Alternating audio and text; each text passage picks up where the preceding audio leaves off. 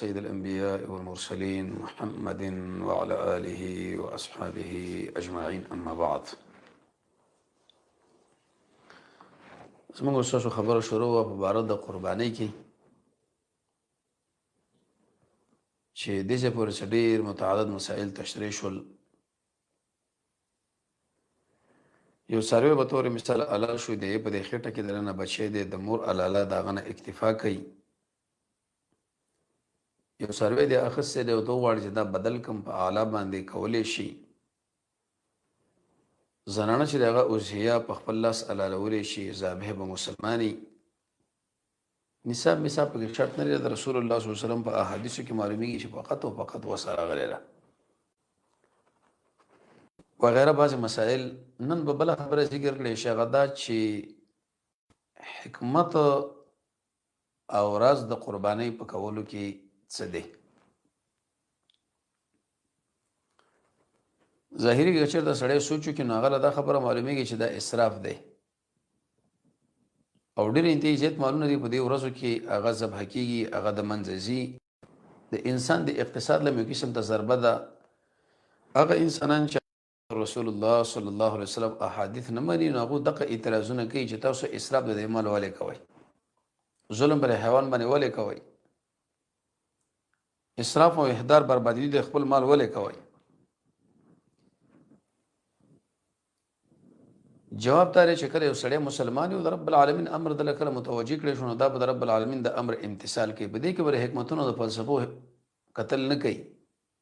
وجه دا ده چې زموږ ستاسو دماغ او زموږ ستاسو زړه او د عقل دا ډېره وړه غوندې شیشه لري. دا لوی حکمت د رب العالمین په دې کې کنټرولولی نشي. الله رسول چې کومه خبره کړې ده موږ به هغې پسې ګرځو، هغه به منو. په یو حکمت باندې موږ پوه شو که پوه نه شو. به طور مثال د سهار 2 رکعته مونځ فرض دی، د ماسپښین 4 رکعته او د مازدیګر 4 رکعته او د ماښام 3 رکعته، د ماخوستن 4. دا سوال څوک نشي کولی چې د ماښام د 3 رکعته ولې کوي او د سهار د 2 رکعته ولې کوي. که چا حکمتونه یې ذکر کړي دي هغه داسې حکمتونه دي چې علماو ویلي، بلکې موږ غلامان یو د الله او د الله د رسول لخوا نه امر راغلی موږ د هغې امتثال کوو. خو بیم بعضې فایدې پکې شته چې هغه دیني دي او بعضې دنیوي. دینی فایدې پکې اوس ځان سره یاد ساتئ. اول په د انسان اخلاص معلومیږي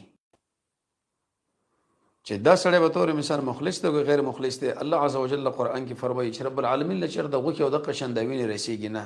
لیکن الله له رسېږي التقوا. تقوا څه معنی؟ اخلاص.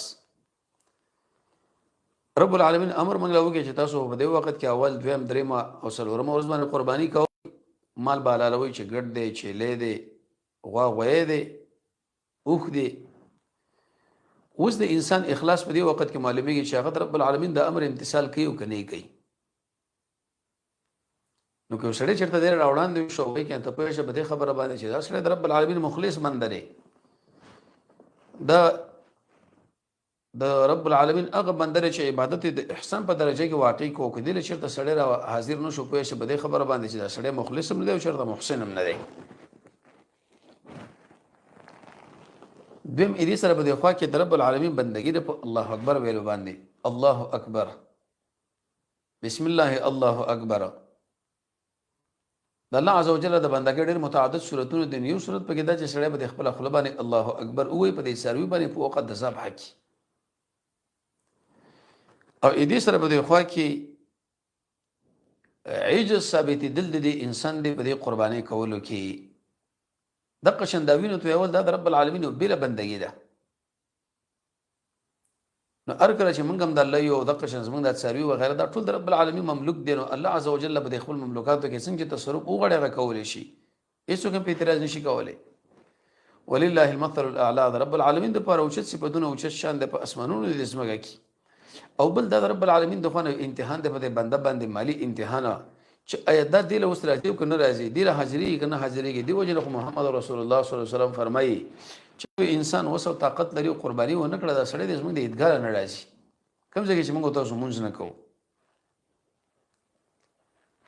او یو حکمت پکې علماء دا هم ذکر کړی دی چې دا د الله په دې بندګانو مسکینانو باندې شفقت دی. هغه انسانان چې هغوی په دې عام وختونو کې د غوښې طاقت نه لري نن ته په دې وخت کې دا څاروي علالۍ او هغه پریمانه غوښه ورکړي، هغه به د خېټه باندې مړی د هغه بچي مړی، دا کله معلومیږي او دا کله دا مسله راځي چې کله انسان قرباني وکړي، شفقت هم ثابتېږي د انسان، رحمت هم ثابتېږي بلې مسکینانو باندې. دې سره په دې خوا کې دا خبره یاد ساتئ چې دا د رب العالمین د مېلمستیا شپې ورځې یو قانون دا دی چې یو سړی د رب العالمین د بندګانو له مېلمستیا کوي، په مېلمستیا کې قوي شی باید حلال کړی شي، قوي شی پیش کړی شي د رب العالمین نه دغه د بندګانو لپاره. او بل د هر قوم اختر دی، زموږ اختر دا دی، مسلمانان په دې باندې خوشحالېږي، هغه په دې طریقې چې عبادتونه به کې وکړي، په دې طریقې باندې چې خوراک او څښاک به کې وکړي. او دا خوراک او څښاک کله کېږي چې کله انسان د قربانۍ ته لبیک ووایي، دا وکړي. دنیوي پکې بیا ډېرې فایدې شته. هغه انسانان چې مسکینان دي او هغه ګډې بسې لري، هغه خرڅ کړي، نو په دې وخت کې دوی د مال له ضرورت لرو، د بل سړي د ګډې بسې له ضرورت راغی، دا هغه مشکل حل شي، دا مشکل حل. دویم چې کوم انسانان قصابان دي، هغوی په دې وخت کې د خپله مزدوري کوي. دریم هغه انسانان چې هغه د څرمنو تجاران دي او هغې لپاره ضرورت دی، هغه په دې وخت کې خپله مزدوري کوي. څلورم هغه مدارس او هغه مؤسسات چې هغه به طور مثال د مسلمانانو په خیرخواهي کې لګي دي، هغوی دپاره دغه شان دا څرمنې وغیره راجمع کړی شي، خپل کار مخ په وړاندې بوځي. دې سره مسکینان دغه شان به د غوښو باندې ماړه شي. هغه انسانان چې هغه د رب العالمین دا بندګان به د غوښو باندې مړوي نه او هغوی له ورکوي نه، بلکې کوم انسان چې هغوی باندې مال خرج کوي، دور باندې غوسه کېږي، نو دې انسانانو له به وعید پکار دی، دمکي پکار ده. او د دې څرمن نه به طور مثال چې کوم شي د انسان ضرورت لري، لکه بوکه جوړول، پړی جوړول چې ورګینه ورته ویلی شي، څپلۍ جوړول وغیره. دې وجه نه تاسو وګورئ، یو جانب چې د غوا غوایه دی، هغه په کال کې یو بچی راوړي، هم ګډه، هم دغه شان چیلی، هم د غوا، هم د اوښه، او بل طرف سپي دي، هغه ډېر انټیلیجنټ بچي راوړي. لیکن دغه رب العالمین زیات ثابت کړي دي په نسبت سره هغې له دې کې لوی حکمت هم همدغه دی. وړی په دې کې خرڅ را خرڅ کړی شي. کوم انسانان چې د هغوی اقتصاد کمزوری دی، هغه ورباندې پیاوړی کړي بنا بر هر تقدیره. بل مسله چې مخکې موږ دا خبره ذکر کړه چې حاجي کله حج له لاړو په هغې مقام کې هغه کوم څاروی حلال کې، اما که ورنه کافر شي، هغې دم و شکر ویلی شي، دې مقام کې بل څوک ورنه نه کوي. نو ذهن له سوال راځي چې بخاري کې روایت دی په 2 جلد او 332 نمبر صفحه چې باب الاضحیة للمسافر والنساء، باب ثابت دی په بیان د دې کې چې یو سړی مسافر دی او دغه شان زنانه د هغه نه سړی قرباني کولی شي، او رسول الله صلی الله علیه وسلم د خپلو بیبیانو نه دغه شان قرباني وکړه. نو څنګه تاسو وایئ چې کېږي نه؟ هلته خو وشوه. ابن قیم رحمه الله په زاد المعاد 2 جلد 259 نمبر صفحه او جامع الفقه 3 جلد 559 نمبر صفحه، د ټولو کې د هغې جوابات کړی چې هلته هدیه ده، هدیه اطلاق په هغې باندې اضحیه شوی دی، ذکر د اضحیې مراد هدیه. او دویمه خبره مخکې دا خبره موږ ذکر کړه چې د مسافر دپاره دا مسله چې د سنت ده، لکه څنګه چې د محمد رسول الله صلی الله علیه وسلم هغه حدیث پرې باندې دلالت کوي، نو عجیب باندې په هغې وخت کې هدیه پکار ده. ابن قیم صاحب دا خبره ذکر کړې چې هدیه د حاجي دا رسېده لکه څنګه چې اضحیه دی مقیم ده. نو الغرض د دواړو مابین کې چې کوم تعارض ختم کړی شو. دویمه مسله بعضې خلک دا خبره ذکر کوي چې کوم انسانان بانډو کې اوسېږي، هغه د مانځه نه مخکې که چېرته به طور مثال هغوی څاروی حلال کې د طلوع الفجر نه وروسته څه ممانعات پکې نشته، لیکن د محمد رسول الله صلی الله علیه وسلم په احادیثو کې دا خبره ده چې په هغه وخت کې دا څاروی به حلالېږي چې کله دا مونځ وکړی شو. دلته به څه خبره ذکر کوي؟ جواب دا دی چې اعتبار د پیغمبر علیه الصلوة والسلام دی قول لري. محمد رسول الله فرمایي صلی الله علیه وسلم چې د اختر د مانځه نه مخکې چا ذبح وکړه د ځان دپاره وکړه، او چا چې د اختر د مانځه نه وروسته وکړه، د په دې وخت کې د خپل امور د قربانۍ هغه تکمیل کړه. سنت د مسلمانانو دا ادا کړي. بخاري کې روایت دی. دې کې بانډاچیان او غیر بانډاچیان، خالیان او غیر خالیان نه راغلي، بلکې د ټول دا مسله رااله. او کوم انسانان چې دا و چې بانډاچیان په دې حکم کې داخل دي، نو دا داور د هغوی لپاره دلیل پکار دی، دلیل ورسره شته دی. دې سره په دې خوا کې دا چې آیا په ماشوم باندې قرباني کېږي که نه کېږي، نو دوه خبرې یاد ساتئ. یو به طور مثال سرسایه ده او بل زکات دی. دا خو د ماشوم په دې مال کې واجب دی، لیکن قرباني چې ده په دې کې اختلاف د علماو دی چې د یتیم نه دا کېږي که نه کېږي.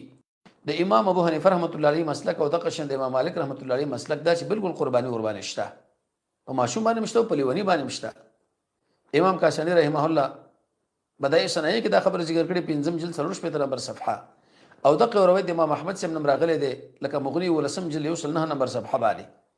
امام شافعي رحمۃ اللہ علیہ په بل طرف باندې دینه منع کړی ده، ولیکن تحقیق دا دی که چیرته به طور مثال د دې ماشوم پر خاندان کې نور د شمالداران څوک هغه قرباني وکړي نو به د حکم متوجه نه دی، و الا که دا ماشوم پر خپل خاندان کې پر خپل کورنۍ کې مالدار دی نور خلک غریبانان دي نو به دې وخت کې د ماشوم په دې مال کې قرباني وکړي شي ډیر ویل کېږي تطبیقه انت ومالک لابیک دا غروي د وجنه مسله په قرباني راشي. بل مسله دا چې سرویر په تور مثال په هغه باندې 2 کال تیر شوی دي خو غاکونه نه دی راوتی آیا اوس په دې باندې قرباني کیږي او کنه کیږي؟ د محمد رسول الله صلی الله علیه وسلم احادیث په باب کې موجود دي. امام مسلم روایت ذکر کړی دی په 2 جلد 155 نمبر صفحه، امام ابو داود 2 جلد 10 نمبر صفحه، د حدیث نمبر د 2919، امام بهقي 5 جلد 209 د جابر رضی الله عنه روایت دی. هغه فرمایي چې محمد رسول الله فرمایي تاسو به قرباني نه کوئ مگر په مسنه باندې. که چې تنگ د سیدر باندې لاله نو تاسو په دې وخت کې بيدا الاله ولې شي.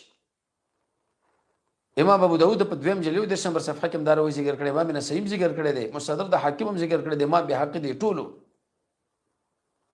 نو په دې کې 2 قول علماء ذکر کړی دي. د امام حنیفه رحمۃ اللہ علیہ مسلک داري چې کله 2 کال عمر د تیر شوی دی او په 3 کال کې دا ور داخل دی اگر که غاکونه شته دی نه نو په دې مقام کې ودا قرباني قرباني تاسو کوي قرباني قرباني کې دي شي.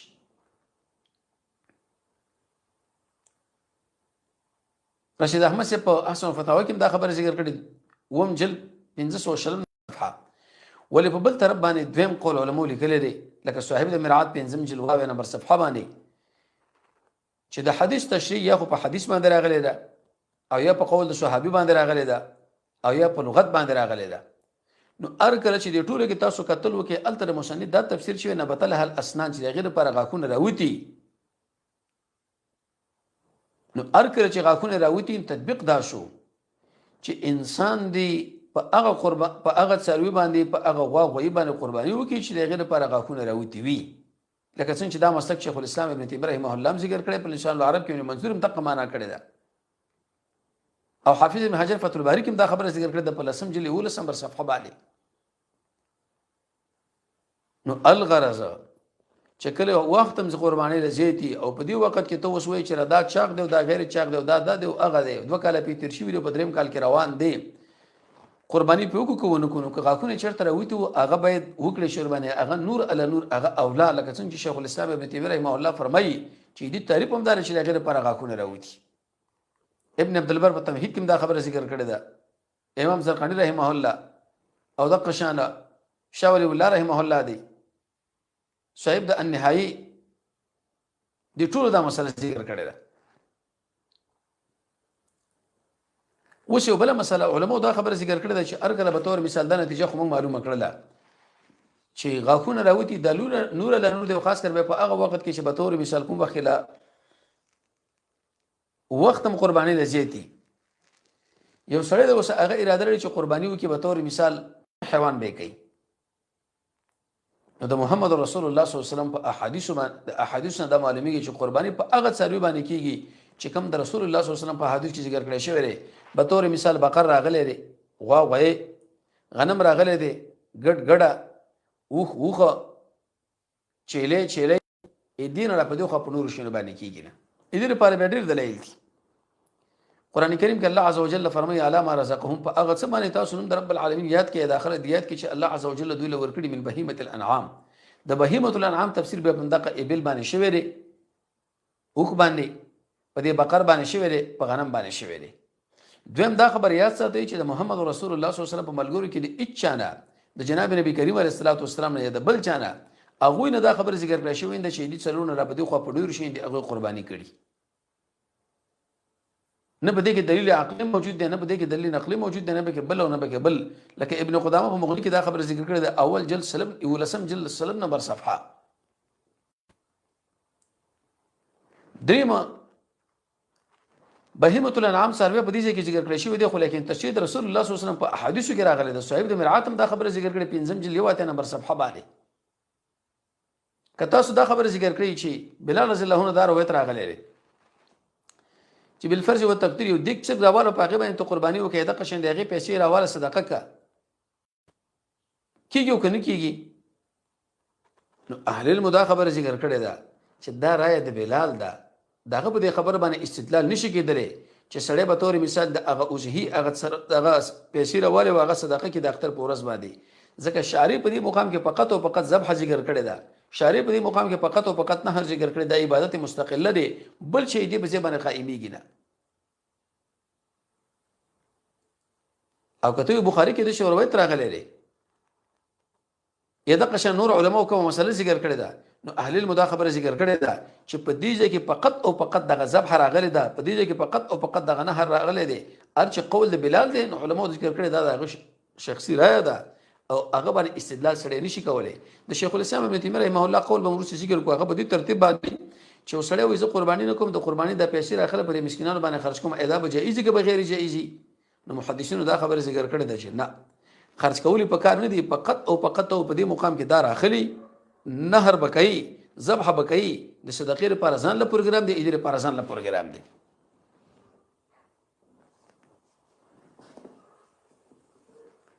او د بخاری پر روایت کې چیرته به تور مثال هغه کې د دجاجې تذکره نه راغلي بلکې هغه تشبیه نه صرف په اجر کې په ارش کې نه ده چې سړی اول ورځ را باندې راشي به تور مثال دومره اجر دی اول ټیم کې بیچ راشي دومره اجر دی بیچ راشي دومره اجر دی بیچ راشي دومره اجر دی بیچ راشي دومره اجر دی دغه ځان له مسله وي دي ځان له مسله بل مسله بعض خلک دا خبره ځکه ورسره ان شاء الله په دې باندې تقریبا 2 درس وایي ذکر کو دلایل وی چې اهل حدیث دا خبره کوي چې اره خبره په قرآن او سنت کې د نوځمبي کې د وخت کم ځای کې ده په میخه باندې قرباني کیږي او کې نه کیږي. جواب دار چې جاموس میخه سنډا دي احکامات په شان د بقره دي په زکات کې په قرباني کې په هدیه کې دلیل ان شاء الله ورسره روان دي. صحیح د مرعاتم بنظم جلوات نمبر صفحه کې دا خبر ذکر کړی ده هغه به دا ویل چې ول امر عندي و امر زما په نسبت باندې واضح نه دی. احتیاط په دې کې چې انسان کله اراده د قرباني لري چې دا اکتفا په هغه څه باندې وکړي چې هغه محمد رسول الله صلی الله علیه وسلم نقل وي ام په قول کې ام په فعل کې ام په تقریر کې او سړی هغه خو لا نشي چې د پیغمبر علیه الصلاه والسلام نه شی نقل نه دی د صحابو نه نقل نه دی د تابعین نه نقل نه دی ځکه دین هغه دین دی چې هغه قرآن ویل دي سنت ویل دي دغه شان صحابه هغه ته شي کړی دي نو احکامات دي بیانې په شان د احکامات ولې دي غوي دي هغه باندې قرباني کیږي په دې باندې قرباني کیدل شي. دلیل به ان شاء الله وروسته به ذکر کړی شي. بل مسله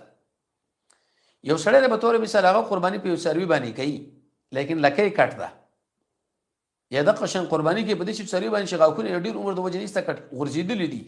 یو راختلو مسله ده بل د غرزیدلو مسله ده. محدثین دا خبره ذکر کوي چې قول راځي په دې کې دا چې کله انسان اراده لري چې قرباني وکم په دې چې سروي باندې چې هغه لکه کټ ده بالکل دا جایز ده. دغه لپاره څو دلیل ځان سره یاد ساتي. اول اصل په دې کې دا چې قرباني قرباني وکړي چې هغه حیوان باندې چې هغه کې شریعت حکم ذکر کړي تر څو پورې چې معنی راغلي او د شي دلیل څو نشي ذکر کړي چې سروي له دغه لکه کټ شوی د دقیق دلیل د وجه نه پاغه باندې من قرباني نه کوو. دویم عبد الله ابن عمر نه دا خبره نقل ده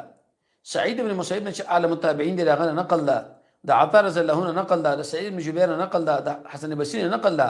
چې ابو قرباني جایز کړي د په هغه سروي باندې چې دغه لکه کړکړه شوی د لکه څنګه چې ابن حزم په محلا کې دا خبر ذکر کړي د شپږم جل 12 نمبر صفحه. دریم دا به تر دلکه کټ کېدل د شو نقصان دی چې غوښه نقصان نه ور کوي او هغه مقصود به ذات په قرباني کې د هغه باندې ختميږي نه نو دې وجه نه هم په دې کې نه راغلي لکه صاحب د مغنی دا خبره ذکر کړی د په ولسم جل 3 نمبر صفحه کې او څلورم منار السبیل کې لیکلي په اول جلد 302 کې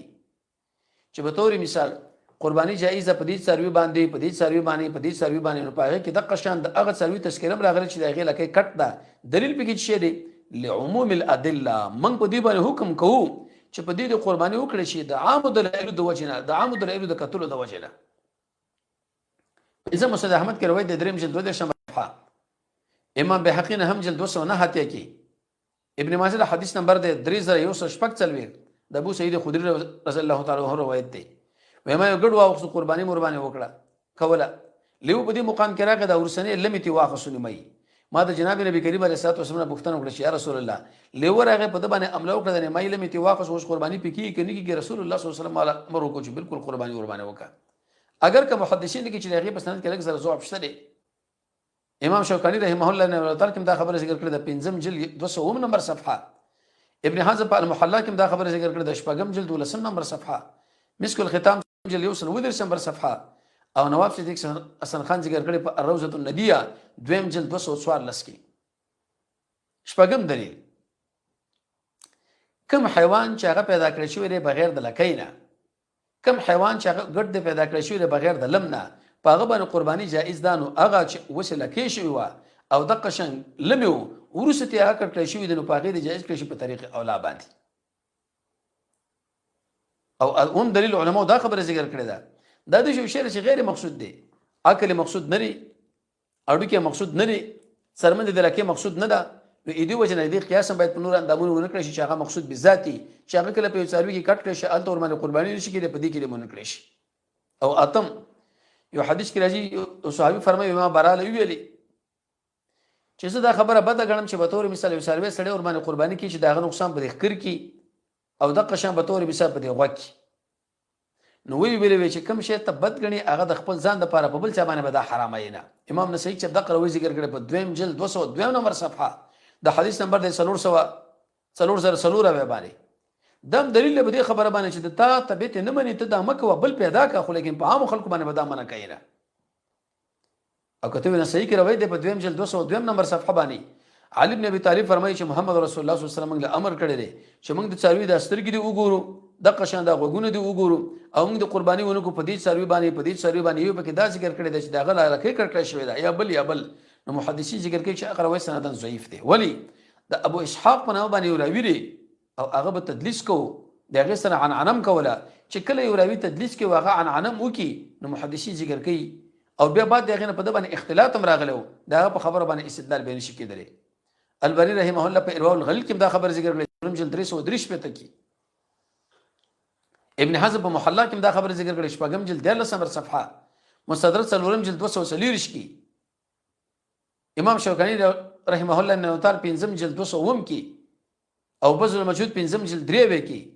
امام بخاری رحمه الله دا خبر هم ذکر کړی دی چې دا غرفه بالکل ثابت نه ده نو الغرض کچیرته لکېته کټ شو الغرض کچیرته کټ شو او چا ورونه قرباني وکړن سو منعت پرې کې نشته او بعض خلکو دې غي قیاس کړي د لکه بعض احناف قیاس کړي د چې دا شو مکمل اندام دی چې کله به تور مثال لا څلوي کې نه نونګه تشبيه ورکو د وګ سره وګ چې نه نو الته قرباني پې نشي کې د حق صاحب دې کې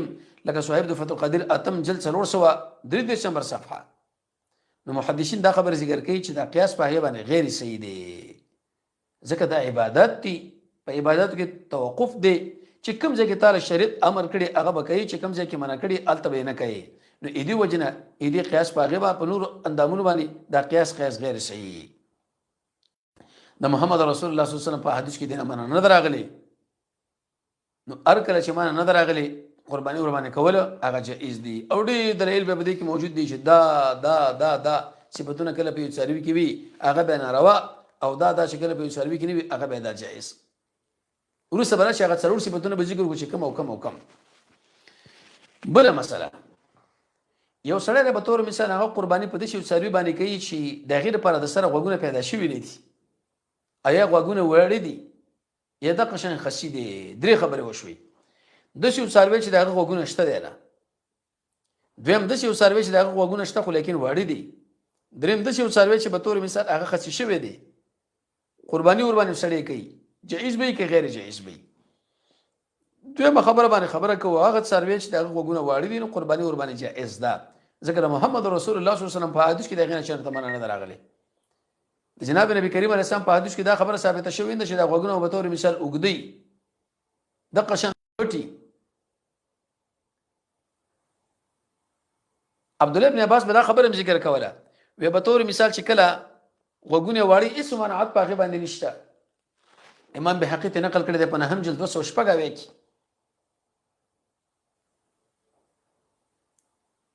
ارچ خسیدي سربره به تور مثال دغه خصيتين وو او به پټ کولې شي وي یا غرګونه ټکټ کړی شي وي اتفاق د ټول علماء سره دا چې دی باندې قرباني جائز ده. ابن ماجه کې روایت ده په دویم جلد 199 نمبر صفحه کې د عائشه بین او د قشان ابو هريره رضی الله عنه چې محمد رسول الله صلی الله علیه وسلم قرباني کوله په دې چې څاروي باندې په دې چې ګډانو باندې چې هغه وتور مثال چاغ و هغه بخکر اور و او هغه کې دا ټکم راغلی موجود ان دا معنی چې دغه دغه اندام مخصوصه هغه به ټکول شي وو.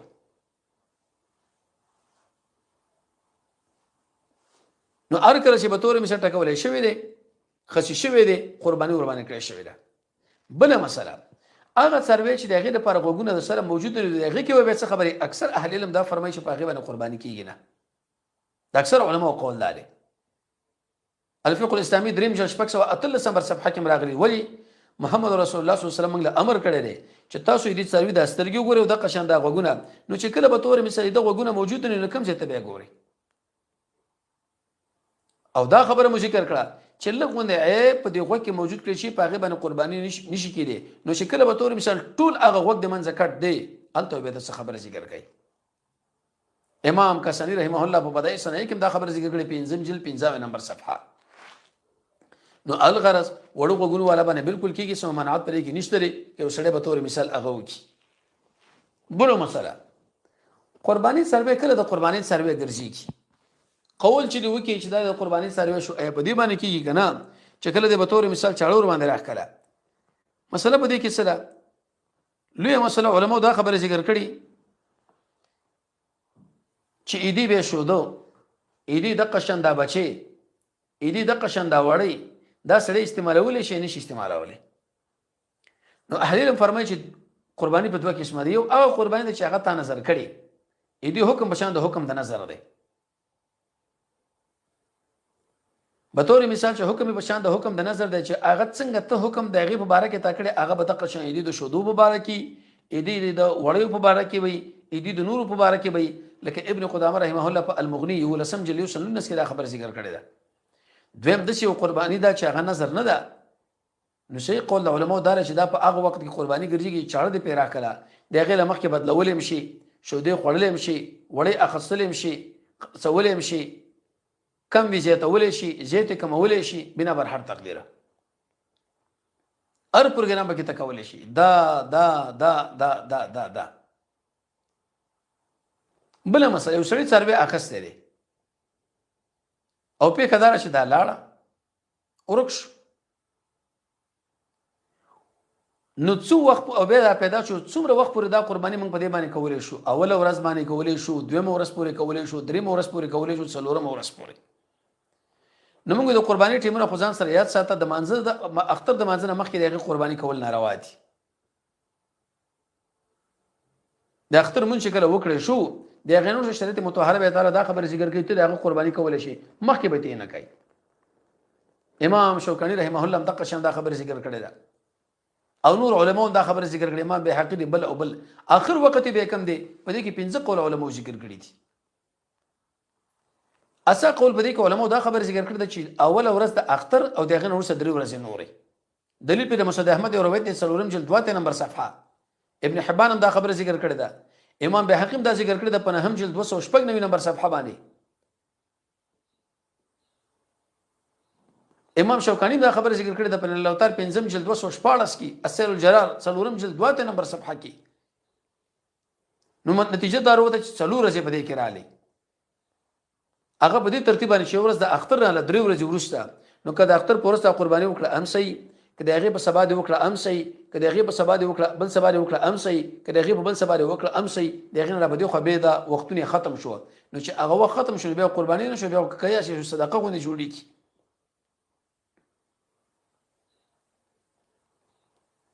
بل مسله علماء دا خبره ذکر کړل چې سړی دی هغه وفات شو د قرباني سروي اخسته لري مخکې دې نشه دا حلال کې په دې باندې قرضونه دي نو آیا دا په اوس مونږ موږ په قرضونو کې ورکو کده به حلالو. نو محدثین دا خبره ذکر کوي چې کله دې سړي حلال کړي نه بلکې دا ټیم نه مخکې په خپل مړ شو او دغه سروي واقع په مرتبه د نظر کې نه لري نو دا قرباني کېږي نه. قرباني په هغه وخت کېږي چې کله ته چاړور باندې راکاږي نو دا سړی مخکې مړ شو او قرض په د باندې دی ښه خبره ده چې تاسو خرڅ کوي هغه پیسې راوالي په قرض دا ور ادا کړي لکه صحیح د میراث دا خبره ذکر کړې د 5 جل 100 نمبر صفحه کې. بل مسله چې سړی دی سروي حلال کې دا غره سرمن ایا دا خرڅولې شي کنه که خرڅ کوي مثال په هغه پیسو باندې وسه کولې شي جمعات کې لګولې شي نه فقرا ول ورکولې شي نه مالداران له ورکولې شي نه جو علماء دا خبره ذکر کړی دا چې سروې د واغه د حلال کینو هغه سروې د هغه سرمن بدزان لپاره نه خرڅي مصطفی احمد کې روایت سنورم جلیوس نفس 15 نمبر صفحه رسول الله صلی الله علیه وسلم دغه نه منع کړی دا چې دا بنه کوي دا بنه کوي دا بنه کوي دا خو کې بل فرض او تقدیر یو سړی دی هغه به تور مثال استعمالي اسره لپاره یو مشت جوړی چې باغی کې به د کجورو او د قشند ممیزو او به اچوي عائشه رضی الله عنها فرمایي ودا فائدہ ته اخستل شي مسروق دا خبره ذکر کړی دی هغه نه جرماز جوړول شي حسن بصری د قشن خبره ذکر کړی دی ابن حزم په محلا کې ویلي کې شپږم جلیو 50 نمبر صفحه باندې هغه څه ویلي دي چې وسړي قله قرباني وکړه نو د اوسهینه به وشینه شي خرڅولې سرمن به نشي خرڅولې وړې به نشي خرڅولې هغه پښم به نشي خرڅولې وکه به نشي خرڅولې وازی به نشي خرڅولې اډو کې به نشي خرڅولې وګدا خبره ذکر کړی ده لیکن کته چې د بالفرض او تقدیر دا اوس خیراتي په مالدارانو باندې ام تکولې شي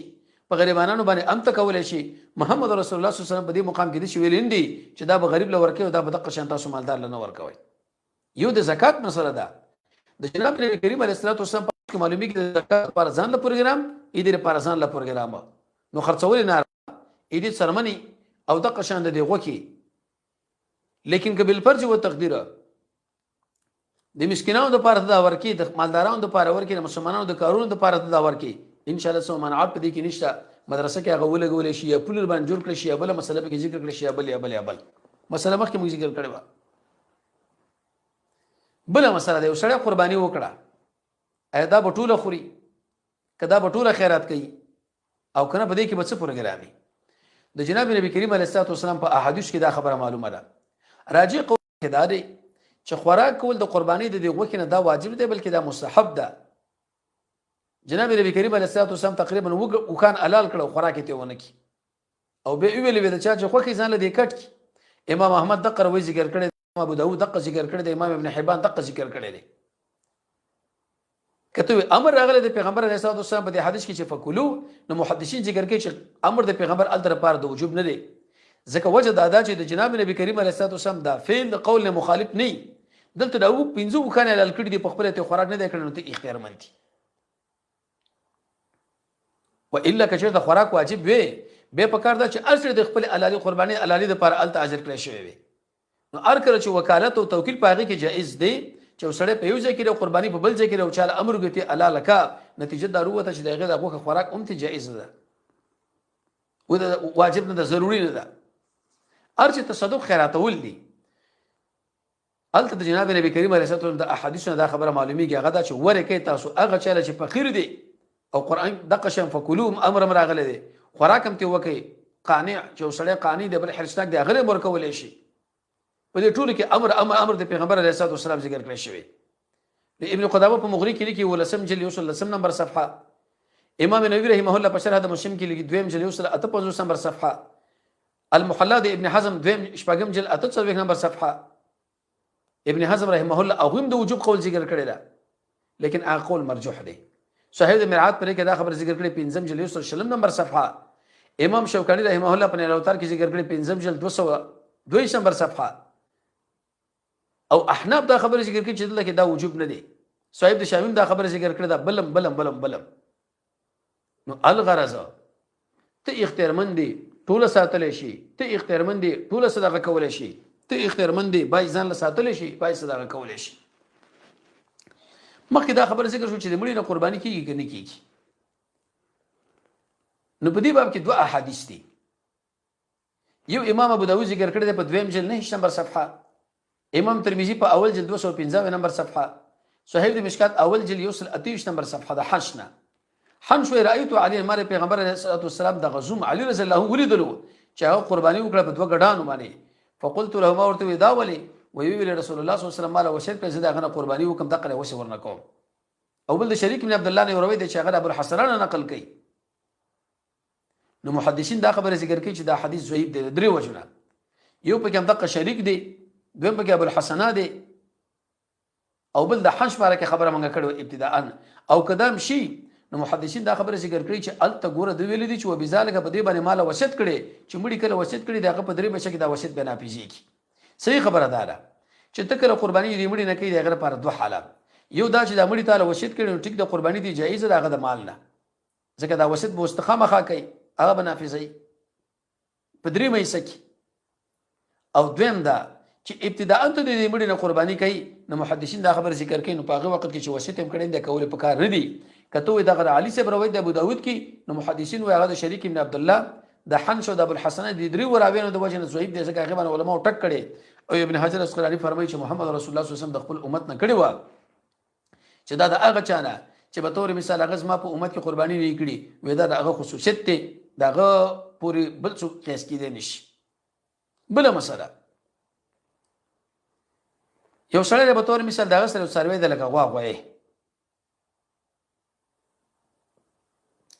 شپږ ایسي به تور مثال د ته خرڅ کړي وې ایسي تیزان لپاره کړه ځکه وکسان به دې کې شریکي وسه دا به جایز کې بغیر جایز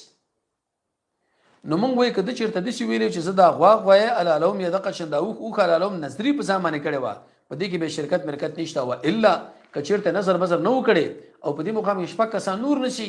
او مونږ په ځان ور داخلي نو ان شاء الله سو منعت پرې کې به نشه اصل فتاوا شپږم جل سره وسو شپږ نمبر صفحه کې دا خبر ذکر کړي ده او کوم خلک چې دا خبره ذکر کوي چې دا ناروا ده ځکه دا اوسیت ځان د پاره متعین کړي ده نو دا باید خرڅول هم نشي بلم نشي نو محدثین ذکر کوي چې دا یو دلیل داوا ده داوی لپاره دلیل پکار دی نظر کوي هغه کې موږ هم سره موافق وو چې نظر نه کم کسان زیاتول شي زیات کسان کمول شي او دا خبره مخکې ذکر کړل شو چې دا قرباني به صرف په مقیمي کې په مسافر باندې موږ په مسافر باندې مستحب ده امام بخاری سے روایت ذکر کړو دویم جل 822 نمبر صفحه چې باب الاضحيه للمسافر والنساء باب ثابت دی په بیان د قرباني کې د پاره د مسافر او د قشان د زنانو د عائشه رضی الله عنها روایت پیش کړي ابن حجر اسقلانی فتح الباری کې دا خبره ذکر کړي رحمه الله لسم جل 3 نمبر صفحه باندې او بل دلیل ابن حزم په محلا کې دا خبره ذکر کړو شپږم جل 10 نمبر صفحه مصنف عبد الرزاق 3 جل 308 نمبر صفحه بهقین هم جل 295 نمبر صفحه شرح د مسلم دویم جل 950 نمبر صفحه د ټول کې دا مسله ذکر کړی شوی مصنف د عبدالرزاق 4 جل 202 تر 208 پورې نو الغرض مسافر د پاره دا جائز ده مستحب ده په سفر کې واجب ور باندې نه ده بل مسله یو سره به تور مثال هغه دا خبره کې چې قرباني د څاروي د پیسې صدقه کوم قرباني ور باندې نه کوم ځکه د مسکینانو د پاره هغه ډیر په خیر تمامي کې په نسبت سره دل شته علال کې کو کوي والی په خېټه باندې مرشي التور باندې نور مشیات حل کی نو محدثین دا خبره ذکر کوي چې دا مال لګول د قرباني د څاروي دا کافی نه ده د قرباني نه یو خدای د محمد رسول الله صلی الله علیه وسلم دا نقل نه ده سره دې چې د پیغمبر په وخت کې خلک دراهم او دنانیر ډیر ضرورتمند و محتاج و کچیرته دا شی جائز وي رسول الله صلی الله علیه وسلم له امر کړو چې بالکل تاسو دا وکړئ د صحابو نه دا خبره نقل نه ده او بل د عبادت یو مستقل قرباني یو مستقل عبادت دی د اوسه یو مستقله مسله ده یو بل په ځای باندې نه ایبیګنه قائمیګنه شیخ الاسلام ابن تیمیه رحمه الله مجموع الفتاوی کې لیکي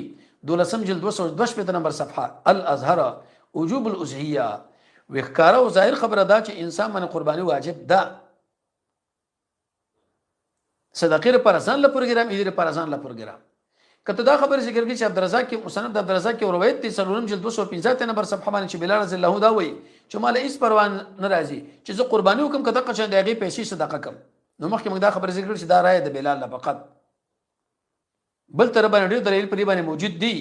چې الته صرف او صرف قرباني کړی شوی دا نو د یو صحابي رائے موږ راخصل نشو په مقابل د اغنور روایتو کې نو الغرض قرباني ځان له عبادت صدقه ځان له عبادت اگر پر ځان له پروګرام برابر کې دې پر ځان له برابر کا بل مسله یو سره به تور مثال هغه د شپې قرباني کوي ایدا به جایز کې بغیر جایز د محمد رسول الله صلی الله علیه وسلم په احادیث کې دا معلومی کې ظاهری چې د ورځې دا جایز ده د شپې د قشن جایز ده جناب نبی کریم علیه الصلاه والسلام د سی ویل دا ورځې د پاره د قرباني دي ورځ او شپه به کې ذکر کړي نه ده کوي سره وینه د ورځې بکې د شپې باندې کې د غیر لپاره به دلیل پکار دی امام نووي رحمه الله په شرح مهذب کې دا خبره ذکر کړې ده اتم جلد 209 نمبر صفحه باندې وې زمنګ د شوافیو مسلک دا چې دا د شپې هم جایز ده د ورځې هم جایز ده او دا قول د امام ابو حنیفه هم دی رحمه الله د اسحاق بن راهوی هم دی د ابو ثور هم دی د امام احمد سے هم دا قول دی امام مالک سے فرمایي د شپې دا جایز ده او دا روي د امام احمد سے هم راغلی ده امام بهقي دا غربي ذکر کړی دی په نهم جلد 290 نمبر صفحه باندې نو اهل المداخبه ذکر کړی چې دیش کې د خلکو حاجت د ورځې وو انت دا معنا وا نو د شپې مبارک علماء ذکر فتوا ورکړي ده نو چې کله انسان د ورځې په قادر دی ورځې دی وکي د شپې په قادر دی شپې دی وکي هیڅ مانعت پدې کې نشته که د شپې په دې ذبح کې چیرته دا خطا کیدو یا د قشان د نور موانع موجوده چې د مسکینانو یا د بل مشین اور باندې ځان ساتي نو علماء لیکلي دا بین روا دي وجه دا